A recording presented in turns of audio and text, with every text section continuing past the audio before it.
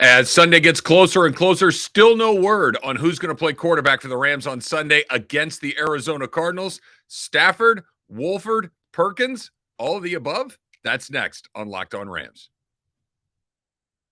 You are Locked On Rams, your daily Los Angeles Rams podcast. Part of the Locked On Podcast Network, your team every day.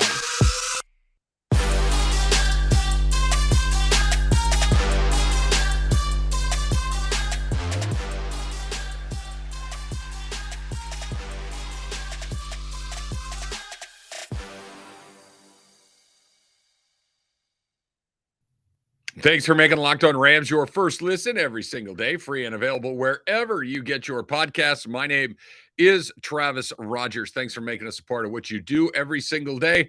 This is where I ask you to follow me on Twitter at Travis Rogers. This is also where I ask you to subscribe to Locked On Rams so you get it in your box every single day. And if you haven't done it yet, check us out on Locked On Rams on our YouTube page as well. It's another great way to check out the podcast. Here's what's coming up. I want to talk about Kyren Williams maybe getting his first action of the season at running back for the Rams and how desperately they might actually need him to not only play, but to play pretty darn well. We'll get into that. A little bit of a sobering thought, if in fact what has up until this point been a very disappointing season.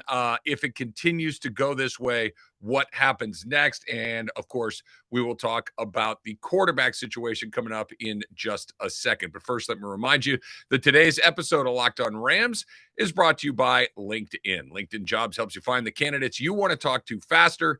Post your job for free at linkedin.com/LockedOnNFL. All right.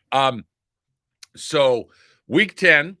And the season so far for the Rams has been the most optimistic characterization of the season so far would be disappointing, right? I think that the disappointing implies that it's not exactly what you look for, but it's been something short of a disaster, and you still got a chance to get into it. And under the perfect conditions, under the right lights, and if you've had a drink or two, maybe you could talk yourself into that this is merely disappointing and that there's a chance to get out of this. I think a more realistic view of what you've seen through the first 9 weeks of the season, first 8 games, is a disaster. This is a team is the defending Super Bowl champion. This is a team that was incredibly active during the offseason, that went out and added not just one, but 2 very big name players in Bobby Wagner and Allen Robinson, that you're bringing back the Super Bowl MVP in Cooper Kupp, that you're bringing back Aaron Donald and Matthew Stafford, and you still have, arguably the best head coach in the NFL, not named Bill Belichick and Sean McVay, et cetera, et cetera. And let's see if we can go do it again, right? Run it back, as Sean McVay said at the parade over at the Coliseum. Sure, that has not happened. They are 3-5. They look like a 3-5 team. They have beat 0 good teams along the way. They have lost to a bad team in the Tampa Bay Buccaneers, and they are in 3rd place in a 4-team division with a chance to fall into 4th place with a loss this weekend. That's the reality of it all. And, oh, by the way, your quarterback may or may not play. The guy that you gave all of your draft picks to go get, the guy that led you to a Super Bowl championship, the guy that took your team from a good team to a Super Bowl champion, yeah, he's not going to – he's in concussion protocol. Of course, we're talking about Matthew Stafford. Now, the question becomes, if he can't play but let's start right here. We really haven't talked about this too much. He didn't miss any snaps on Sunday against the Bucs. There was never that moment where you're like, oh man, he took a big shot, or he hit his head on the ground, or he got tackled. Then none of those times where you're like, uh-oh, that could be a problem. Now, that doesn't mean he's not concussed, obviously. Could have happened at any different point. Sometimes these symptoms show up a little bit later, and that's what the Rams say happened with Matthew Stafford, that later in the week he wasn't quite what he wanted to be. They checked him out. They realized he might have a concussion, so he's in the protocol. Okay. Couple of things. Number one, let's be extra careful with him at this particular point in the season, because this offensive line has been dreadful. This offensive line has not been able to protect anybody, really. And now all of a sudden, arguably your most important player is a sitting duck back there with a potential concussion and taking some shots as it is. No, we're not doing that. So you need to be cautious under the best of circumstances, and these are not the best of circumstances. Number two is if he doesn't play, and we're still waiting to find out, but we're only a couple of days away from the decision of whether he's going to go or not. Do you just go exclusively John Wolford, or do you go John Wolford and a little bit of Bryce Perkins? Keep in mind, Perkins played the entire preseason more or less. That Wolford got a little bit of time, but it was basically the Bryce Perkins show, and it wasn't a bad show. Now, I get it. It's preseason. What he's going up against there is not what he'll go up against on Sunday against the Cardinals if he does play. But I think what's kind of interesting about all of this is that when you look at him and you look at John Wolford, they bring a skill set to the team that Matthew Stafford simply doesn't have. Now, Matthew Stafford is infinitely a better quarterback than both of those guys. But what those guys can do is they can run a little bit, both of them. John Wolford can move his feet. He can create some time. He can run for a first down. Same thing for Bryce Perkins. These guys bring a certain element to the game. You can run a little wildcat with both of these guys. You can do some things where when you need to get the running game going and you can't get it going with your running backs, who's the only guy that's unaccounted for? It's the quarterback. Maybe you can pick up 6-7 yards here or there in the event, that something breaks down, nothing's open, take off, right? We saw Perkins do it during the preseason. You're never going to do that with Stafford, A, because he really can't, and B, you don't let Matthew Stafford take a bunch of hits. And not that you want these guys to get hit, but if they get hit, it's different than if Matthew Stafford gets hit. Let's just call it what it is. So who do you play? I think it's going to be Wolford. I think that it's probably going to be mostly Wolford, but if it were me, if I were the ones in it, let's throw a little bit of everything at him, right? Much like me when I go to dinner, I'll have a little bit of both. I'll have a little bit of yours. I'll have a little bit of mine. Let's try a little bit of everything and see what works the best. Because this is a team that has to find something. This is a team that has to find some sort of spark, some sort of energy, and more than anything else, some sort of points. And if that means you got to run it in with a wildcat or you got to run a trick play where you throw it back to the quarterback or something, then let's go do the something, because so far this season it has been, a disaster. And quite frankly, it got worse with the announcement that Stafford is into the protocol. Lose on Sunday, and we're not even doing the wink, wink, nudge, nudge things. Well, if this happens and this happens, lose on Sunday, and that's a wrap. And now you've got 8 games to go and really nothing left to play for, which brings us to our next topic. What if that is what happens? What do you do moving forward once the season is officially lost? It could be far worse than just 8 games that don't matter. That's coming up next on Locked On Rams. These days, every new potential hire can feel like a high-stakes wager for your small business. So you need to be 100% certain that you have access to the best qualified candidates available. That's why you got to check out LinkedIn Jobs. LinkedIn Jobs helps find the right people for your team faster and for free. You know what it's like trying to find somebody. Just getting the right people in front of you can be a very big part of the challenge. And never mind actually hiring that right guy, just getting the right guys. This is how you do it with LinkedIn. You add your job in the purple hiring frame to your LinkedIn profile to spread the word that you are hiring. It's why small businesses rate LinkedIn Jobs #1 in delivering quality hires versus leading candidates. LinkedIn Jobs helps you find the qualified candidates you want to talk to faster. Post your job for free at linkedin.com/lockedonnfl. That's linkedin.com/lockedonnfl to post your job for free. Terms and conditions apply. Thanks for making Locked On Rams your first listen today. And for your second listen, check out Locked On Sports Today. From the games that matter the most to the biggest stories in sports, go beyond the scoreboard and behind the scenes with local experts and insights only Locked On can provide. Locked On Sports Today, available on this app, YouTube, and wherever you get your podcasts. So, in the event that this game on Sunday goes the way that 5 of the first 8 have gone, which would be a loss, and not just a loss, but a relatively uninspiring loss, right? These are not losses where everybody plays pretty well and one team makes one more play than the other. And, you can at least say, okay, we're on the right track. But games that have been underwhelming for the vast majority of the season, if that happens again, where do you go from here? Because here's Here's the reality of this, that as you get further away from it and then you mix in what's happened so far this season, I think these pieces start to come together in a more meaningful way. Other than the Rams winning the Super Bowl last year and the parade and everything, they run it back, F them picks. What were the biggest off-season stories? There were really two that I think kind of captured Rams fans' imaginations, and they were both about players/coaches potentially leaving. That Aaron Donald was seriously considering leaving the team, retiring from the NFL, and going to live the rest of his life and do whatever it is that he wants to do. The other, of course, was Sean McVay flirting with a television job and Amazon coming in and offering him all sorts of money to go do those things. We know that Tom Brady got 300 some odd million from Fox to go do a television analysis eventually when he's done playing. And I don't think McVay is going to get Brady money, but he's going to get some sort of decent money along the way.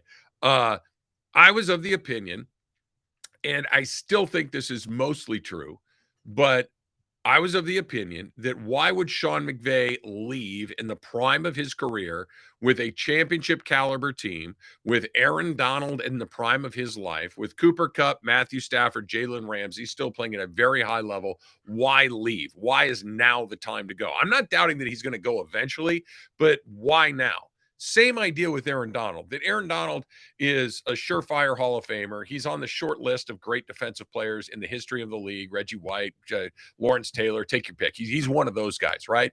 He's got a championship. His position in the history of this league is fully secure. He could go do whatever he wants. But Aaron Donald seems to really like playing football. He still is at the very peak of his powers. Why leave now? You're on a championship team. Why leave now? You got a chance to do it again. Why leave now? Well, one of those factors has obviously changed quite a bit, right? They're not a championship caliber team right now. They're not a team that's right in the middle of the mix. They're not a team that is, hey, look, we just got to play well for a month and we can win another Super Bowl. This team may, in fact, be at the beginning of a period of something less than championship football, right? That if this is what it looks like when you have no depth, if this is what it looks like if you miss on a pick or two, looking at you, Tutu Atwell, if this is what it looks like if you have not had any ability to backload your roster with future starting players and you start to lose some guys and one or two guys underperform, looking at you, Allen Robinson, if this is what it is, if it's a 5-win team, 6-win team, what if this is a 6-11 team?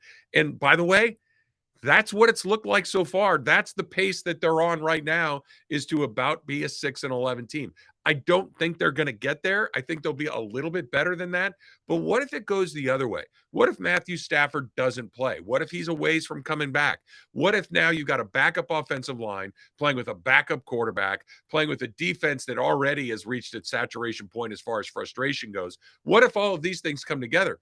Are we looking at a 4-win team, a 4-13 team, a 5-12 team? And let's just, for the sake of this discussion, say that that's what's happened. Sean McVay want to stick around for that? Aaron Donald want to stick around for that? They were on the fence thinking about this on the heels of winning a Super Bowl. Now all of a sudden this thing goes poorly. Does it not accelerate the process? And if it does, how terrifying is that? How would you like to be sitting here right now saying, hey, listen, if we don't get this turned around, and looking at what you have right now, getting it turned around is a real challenge. And if we don't, it could cost us the coach. It could cost us the legendary defensive player. Who knows? Again, these are unlikely scenarios, but you can at least put them together. And I'm not making up the fact that these guys were seriously considering leaving during last offseason. That was after a title year. This after a bad year? Okay. I'm just saying that's not a decision that I would want to have to be in if I'm Kevin Demoff or Les Snead or any of the people in the positions of authority to try to, hey, we got to fix this, not just to fix it for now, but we got to fix it to make sure that everybody comes back and does it again. It's a real big deal. All right. One of the pieces that may come back on Sunday and may actually give them a little bit of boost, Kyren Williams. What could he do for the team? That's coming up next on Locked On Rams. Now, a word from our friends at SimpliSafe. Let me ask you this. What do you think of when you think of the holidays, right? You think of family, you think of maybe getting together, you think of some good food, maybe a little bit of time off from work. But did you know that over the holidays, property crimes like burglaries and package thefts spike across the country? It's why our friends at SimpliSafe Home Security are offering 50% off their award-winning security system so that more families can feel safe and secure this holiday season. Order your SimpliSafe system, easy for me to say, SimpliSafe system for half off today and enjoy advanced security and greater peace of mind this season. Here's what I absolutely love about this. Crystal clear HD live stream of your security cameras. You can see them right on your phone. It's an unbelievable way to keep an eye on your property, your family. It's peace of mind. It's amazing. The wide variety of high-tech sensors, it's an unbelievable system. SimpliSafe recently named Best Home Security System of 2022 by U.S. News and World Report. That would make 3 years in a row.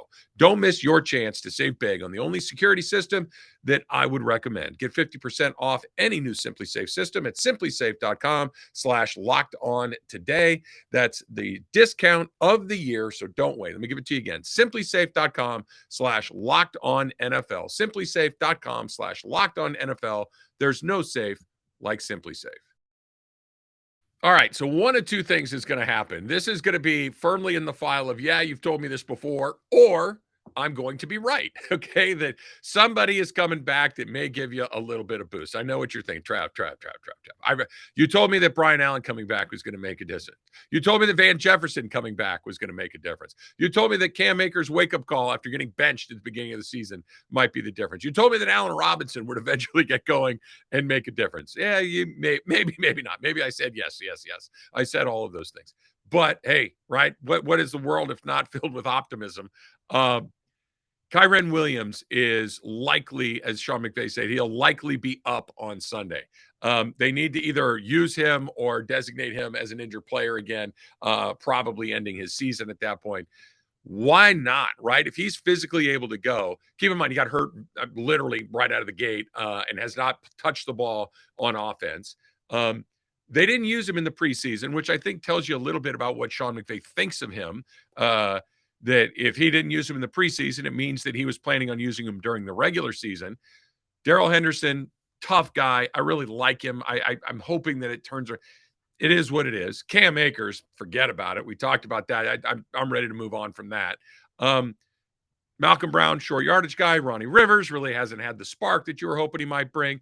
Let's try Kyren Williams. Now, I really don't think it's going to be a whole hell of a lot different because the same offensive line is going to show up on Sunday. You may have a backup quarterback, which means as ineffective as the Rams have been on the ground, they're going to really try to pack it in and make sure that they can't get that done because the passing game isn't nearly the threat as it might be when Matthew Stafford's throwing it to Cooper Kupp. But all of those things, let's see what happens because to go from where we were to or where we are to better than that, it's not a long drive, right? That when you're getting virtually nothing, something is going to feel like an improvement. When you haven't had anything to eat, you don't need to walk into, Morton's to feel like you've gotten a good meal. You can get a saltines and be like, that's pretty good. I'm not saying that Kyren Williams is saltines. What I am saying is when you've been looking for something, anything might look pretty darn good. And let's see what he's got. Everybody, by that I mean Sean McVay, has talked about how he's a very exciting player. They're very happy to get him. We'll see what he can bring. I'm skeptical.